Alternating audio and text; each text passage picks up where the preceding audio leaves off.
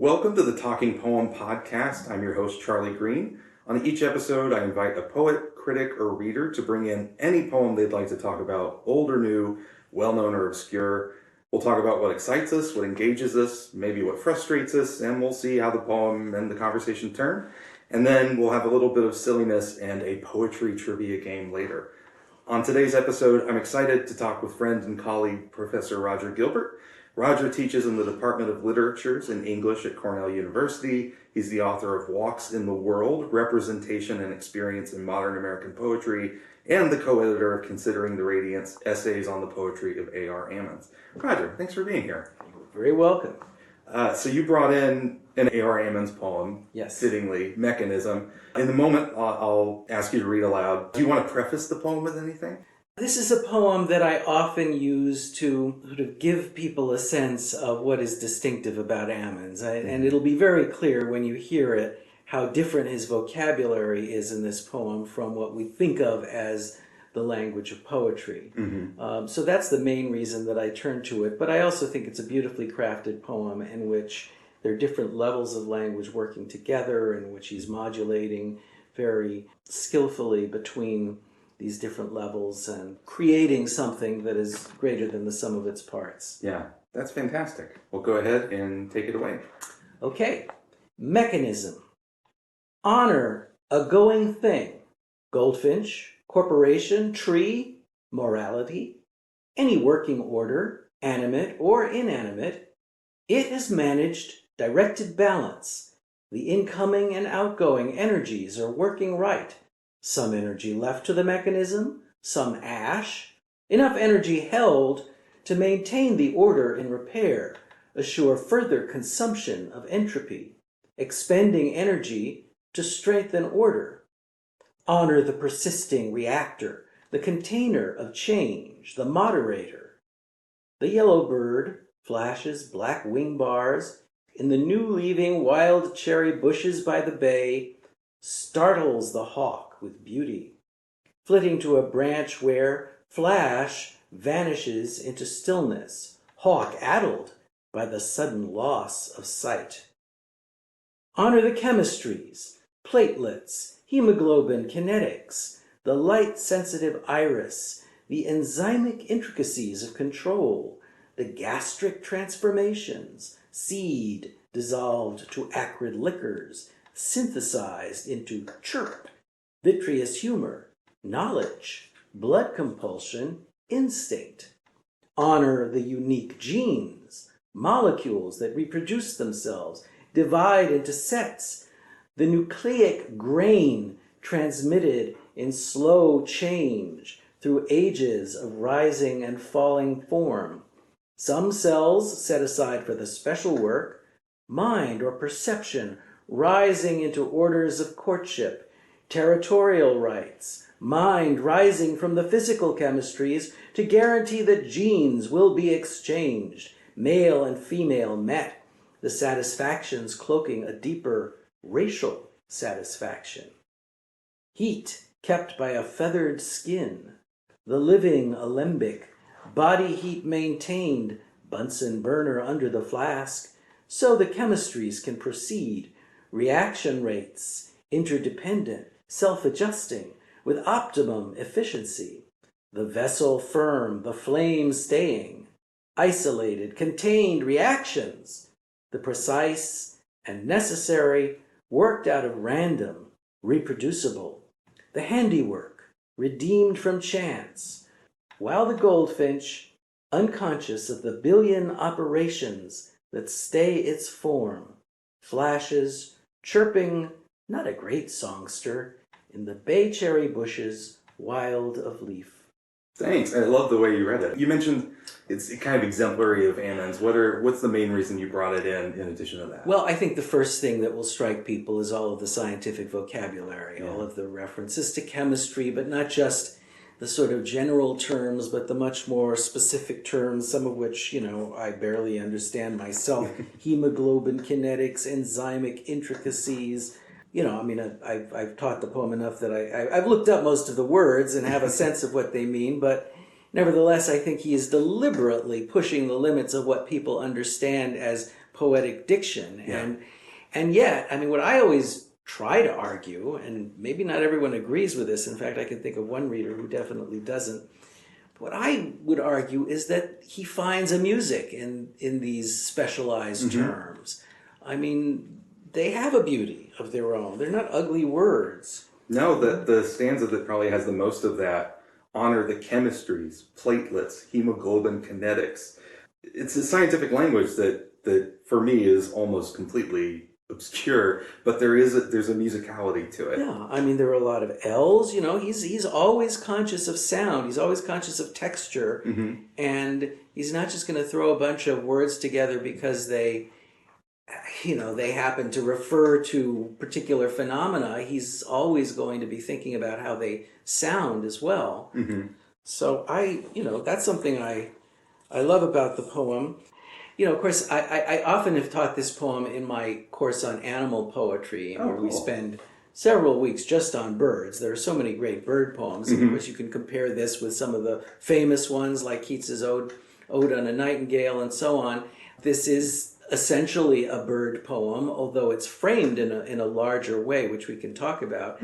But it's giving us a vision of this bird, or a view, literally a view of the bird that no other poet has ever provided. I mean, just taking us so deeply inside its inner workings, and as he calls the billion operations, and it really is like very differentiated. You know, the chemistry is one level of it, but genetics is another level of it, courtship behavior, digestion. I mean, he really wants to kind of touch on every or almost every system in any living organism, but he's taking the goldfinch as his primary exhibit that allows something to be alive and to maintain itself. And even in its place in nature, we see it in the bay cherry bushes, there's the hawk.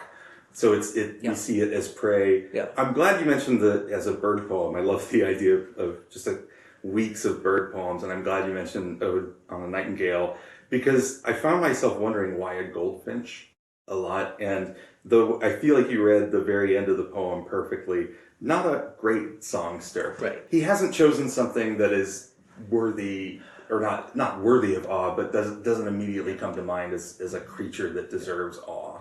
Well, of course, poets love birds basically for two reasons: because they sing and because they fly. And this bird isn't doing much of either. Right. I mean, what is wondrous and transfixing about it is neither its song, which is a kind of, repetitive chirp, not like the nightingale's song or the skylark or some of the other birds that are well known in poetry. And I guess we see it sort of flitting a little bit, but not, in full flight in the way that some poets like to depict birds. So it's about the sheer miraculousn's of this thing's existence, even though it's not a particularly...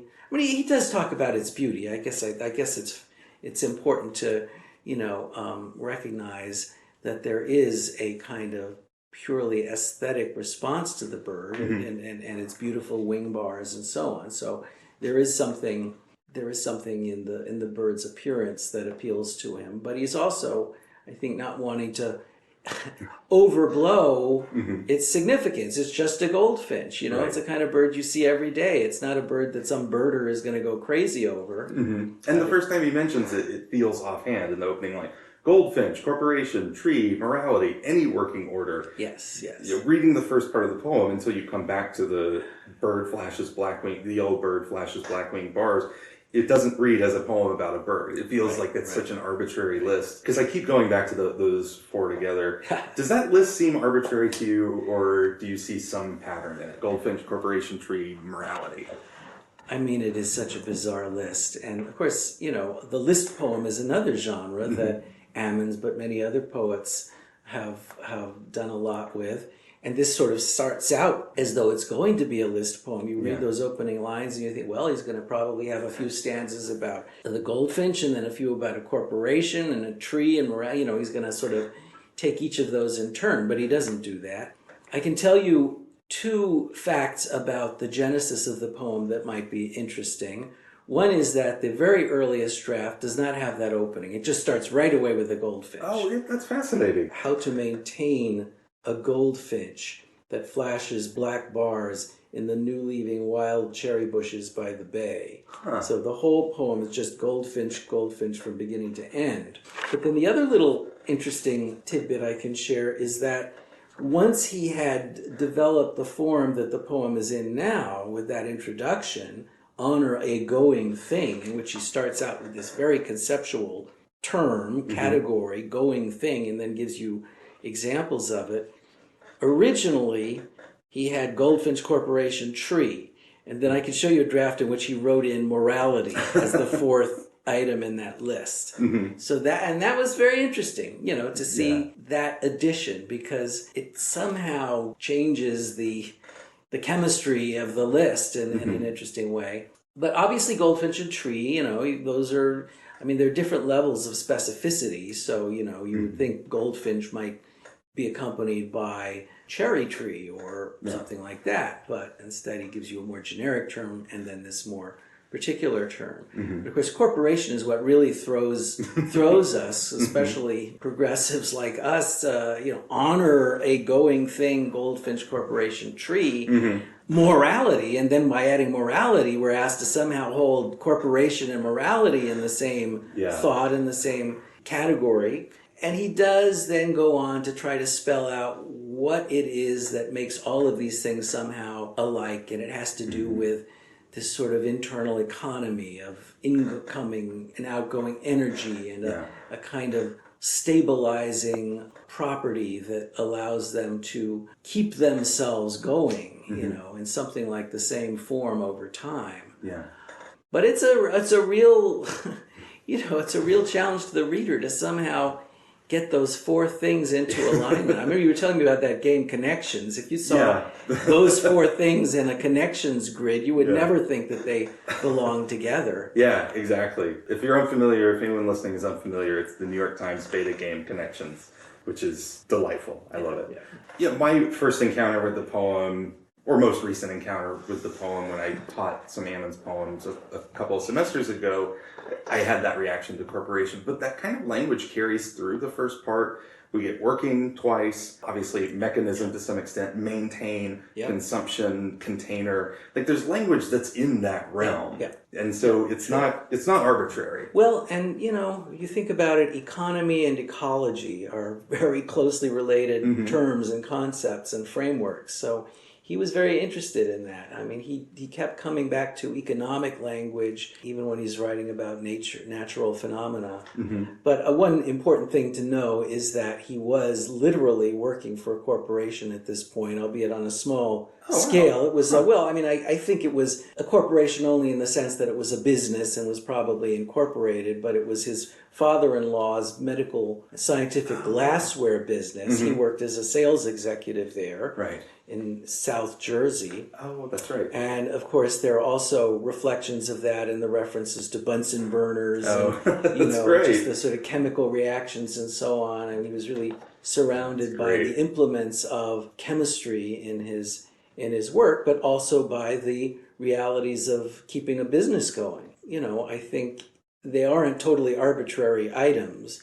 He liked to go out and look at goldfinches and trees, but he was also spending a lot of time dealing with business matters. And then, of course, he was also interested in morality, especially as it intersected with business and the kind of trade-offs between the two. He had all sorts of issues with his job and feeling that he wasn't being treated fairly. So, Well, I'm going to try a segue here. So I did a little reading about goldfinches and thinking of systems and how they work. Apparently, goldfinch populations are strongly supported by human behavior. Their populations have grown because of the people having bird feeders, for example. And so people come across goldfinches quite a lot. It's a very familiar bird. And so this is the segue I'm going to try. I'm curious about the role of people in the poem, because there are not people in the poem other than the you honor. I wonder about the end of the poem, while the goldfinch, unconscious of the billion operations that stay its form.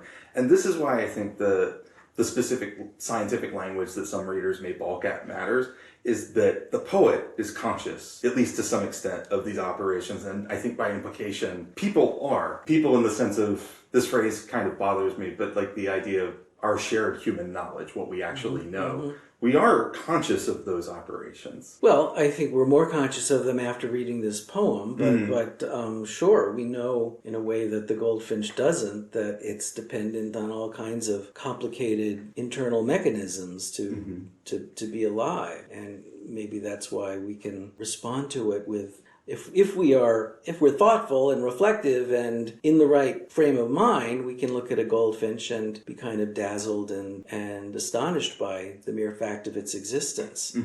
So yeah, I think that's a good point. And I'm glad you pointed to that word honor, which is, this is a poem that does, I think, work through a kind of anaphora, that is repetition of a single word at the beginnings of several lines, although it's very spread out, but we get honor a going thing, and then a little further we get honor the persisting reactor, and then we get honor the chemistries, platelets, honor the unique genes. I think that might be the last one. Yeah, that is the last one, and I trace them. It's a very Ammons thing that there's that repetition, or what seems to me is an Ammons thing, that there's that repetition of the phrase, but it doesn't come at regular moments. Right. It comes in the middle, or after a colon in the middle of a line. It comes at the first line of a stanza in two cases, but the middle line of a stanza. And it's minutia in a way, but I can imagine an alternate universe version of this poem where that gets emphasized really heavily. Well, I think typically when poets use anaphora,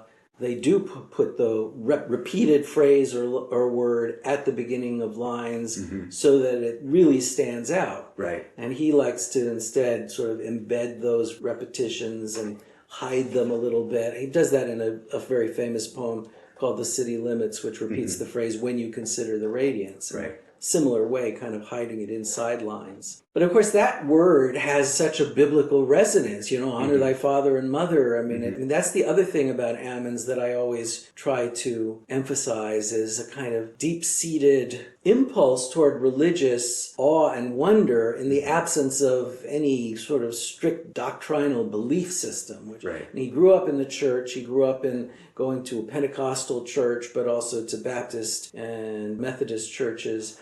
And so he heard a lot of hymns and probably a lot of Bible readings, and he internalized all of that, at the level of music, but also I think at the level of just spiritual feeling. Right. So he's drawing on that, but then he's wedding it to science. That's something that he does throughout his career, is that kind of bringing together of a religious attitude of wonder and reverence with a kind of insistence on the truth of science and the beauty of science and indeed the religious possibilities that are implied by the intricacies of nature. I mean, science does, for a lot of scientists, grow out of awe. So thinking about honor as like also consider the radiance, honor a going thing. Yeah. Honor seems to, in the poem, mean a lot of things. Obviously has that religious resonance.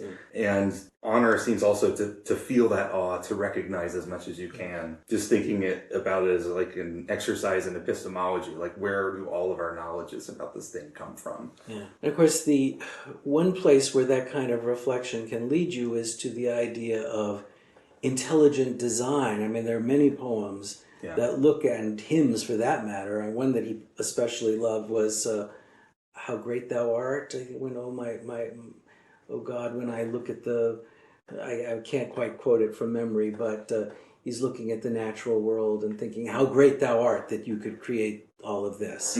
Or you can think of Blake's The Tiger as another example. And there are many, many poems like that. And this poem seems to avoid that thought, that if this goldfinch is so incredibly beautiful and complicated, it couldn't have just happened. Something must have made it this way. I mean, there is one moment where there's the slightest hint of that, and that's when he uses the word handiwork.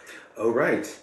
The handiwork redeemed from chance, which of course makes you ask, well, whose hand is he talking about? And who's redeeming? Yeah, right. Yeah, but I'm not sure he wants the poem to sort of land on any clear statement of belief in a creator. I really don't get that from it. I mean, there's a hint of it, which is almost impossible to avoid given the shape of it, but I think he wanted to stay agnostic. Yeah, and that makes total sense given, his so much of his poetry, and also thinking of Corson's Inlet and that as a sort of statement of what he does in poetry, that essentially one of the things he's interested in tracking is ongoingness. And that there is this kind of constancy to change that a poem can track that moment by moment, can bring you to that moment. And so he doesn't seem as interested in the beginnings or origins quite so much as of what we have in front of us. Yeah, I love that word stay that he uses in the very end. The billion, unconscious of the billion operations that stay its form. I mean, sometimes, he gives you all these polysyllabic words, but sometimes it's those really basic, simple words that just condense the whole meaning of the poem. There's so much going on, but it's all just meant to allow the goldfinch to stay a goldfinch. Yeah, I mean, we have a poem with the word hemoglobin and the word songster. Yes. And I always love poems that have that kind of range, that moving through different tones, but also through different registers of language. Well, my absolute favorite moment in the poem, which I always point out to students, is that enjambment in the stanza that begins, the gastric transformations, sea dissolved to acrid liquors, synthesized into chirp. I mean, a word that is basically just a noise, and yet it's coming out of all of this complexity, just as other things rise. I mean, there's also this beautiful series of lines in which mind or perception rises from the physical chemistries. I mean, that's the ultimate mystery. How is it that these sort of higher orders of behavior and thought and perception can arise from these purely mechanical or physical, processes? Yeah, I love that. And I want to stay with line breaks for a minute, because when I first read Ammons years ago, I'd been spending a lot of time reading and studying poems, and particularly looking at line breaks and what line breaks can do. And so often his lines will break on words that I think of kind of as null words, like it into, and not a.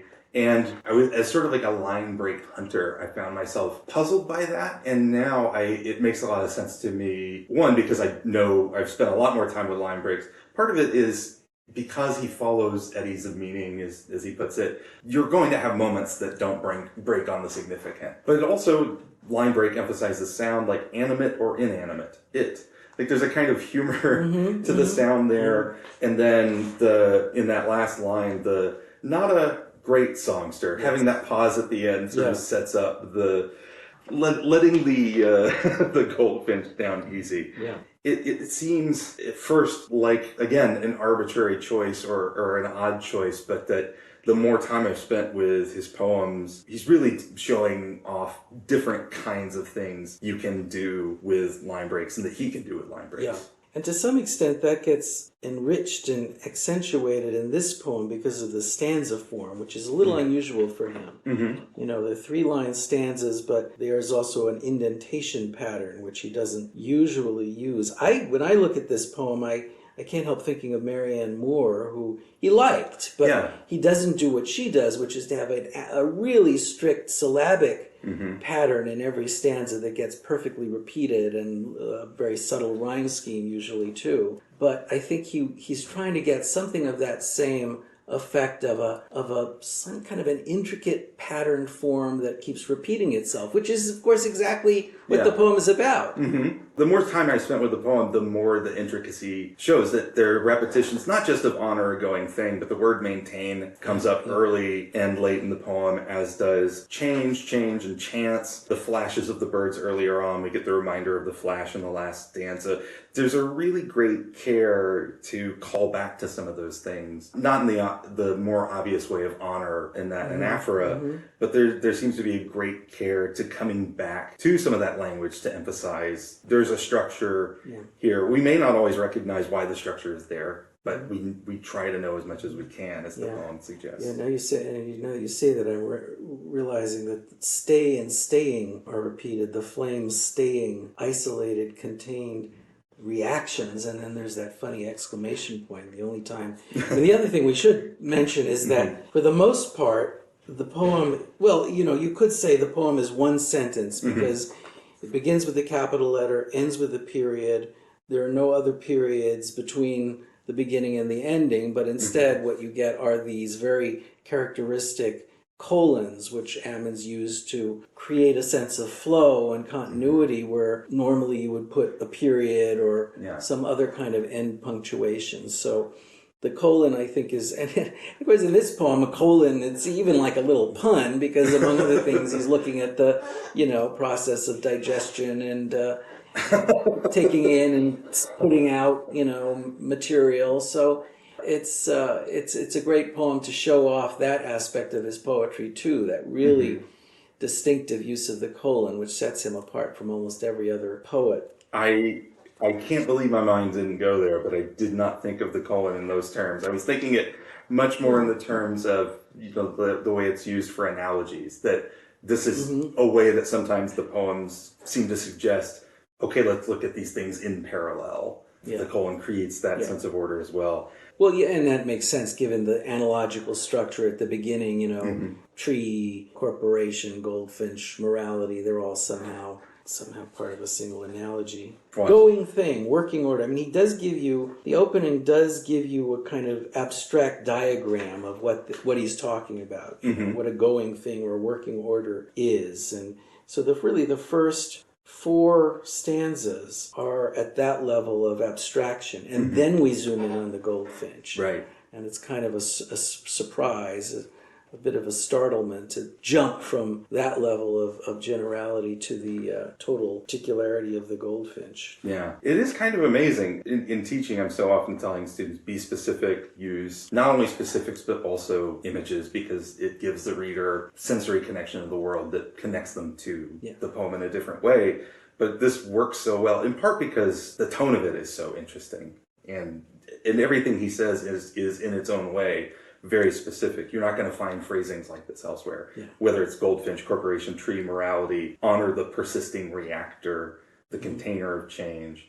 And we could also talk about energies. I don't know. The reactor, I'm assuming he's very aware of nuclear. Do you know when he first drafted this? Around 1959. So, and I don't know when nuclear energy started to be a real thing and when nuclear reactors were starting to come into existence. That's actually a really good question. I should look into that. It's amazing. You've spent so much time with Ammons and his poems. Well, you didn't mention this, but I am writing a critical biography of him, and so I have been steeped in his work for many years now. And I knew him personally, so even before I was working on this book, I was a great admirer of his poetry. I mean, you can continue coming back to his poems, and there's always more and more. There's such an intricacy, especially for a poet who, on the page at times, looks loose. That there is great care that have gone into these poems. I remember an anecdote, and I don't remember the poet now, but from when I was an undergrad, there was a story my undergrad creative writing mentor told about a poet who was in a group of poets doing automatic writing, and one of his friends comes over and sees him through the window, clearly revising something. And comes in and he says, "This isn't automatic. Why isn't this automatic?" And he said, "Well, it didn't look automatic enough." So you have to take the care for it to look unconsidered. Yeah, it takes a lot of work to make something feel spontaneous. Yeah, exactly. And he did like to boast that he tended not to do a lot of revision. I happen to know in the case of this, it went through drafts and started out very differently. I mean, it was not in stanzas in the first version that I mentioned when it's all about the goldfinch. So that stanza form, interestingly, that came in at the same time that he established this structure of the analogies among 4 different things. So there's something about there too, a kind of rhyming between the form of the poem and its way of establishing that, the same processes, the same notion of balance and stability and so on can be tracked from one phenomenon to another. That's incredible. I haven't gone through is it now the 2-volume complete poems of Ammons, but every time I read them, I find myself getting really drawn in. I loved Garbage. That's one of my favorites. That's great. It's so fun. Anything else you wanted to mention about the poem before we move to the silliness and to the... Well, another thing I like to point out, he had a complicated relationship with Yeats, and he at times expressed great admiration for Yeats, at other times kind of poo-pooed him. But at a certain point, it dawned on me in talking about and teaching this poem that the title Mechanism could be heard to be echoing the mechanical bird in Yeats's poem Sailing to Byzantium, the mechanical golden bird, which is a work of superlative artifice.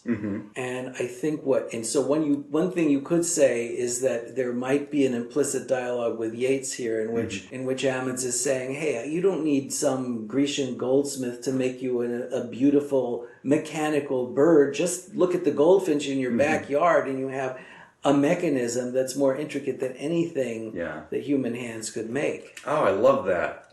That's fantastic. Okay, now we move to the silliness. Very quick ad break. In this stressful day and age, where do we find the time to take care of our bodies? That's why you should head to Lucille's yoga studio. She focuses on the most important part of the body, the hips. She has plenty of space to move around in, and after a few sessions with her, you'll have free hips that go where they want to go and do what they want to do. Don't waste time on downward dog and mountain pose. Get to the studio that gets down to business. We guarantee that by the end, you'll be able to put a spell on a man and spin him like a top. Guarantee not valid in the lower 48. Okay, so we come to the trivia portion, or the game portion. It's not really trivia. For you, I've chosen Guess the Poet by titles. Oh, okay. So I've pulled 6 titles, and I've done this with 2 poets, because I have a bad feeling I have a feeling, not necessarily a bad feeling. I feel like you're either going to be wondering about the first one or you're going to get it immediately. So I did 2 poets. So, and you're welcome to guess at any point. The sooner you guess it, the more points you get. The points don't really matter, but it makes it seem like there's something at stake. Okay. Okay, so title number 1, The Hippopotamus. Isn't that T.S. Eliot? I knew it was going to do it. I tried playing.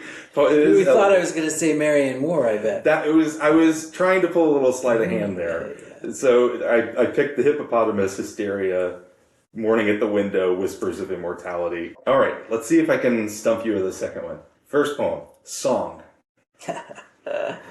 Well, I can think of a lot of poets who I could guess John Ashbery because I know he has several poems with that title, but it is not Ashbery. Number 2, poem. Oh boy. William Carlos Williams? No. Okay.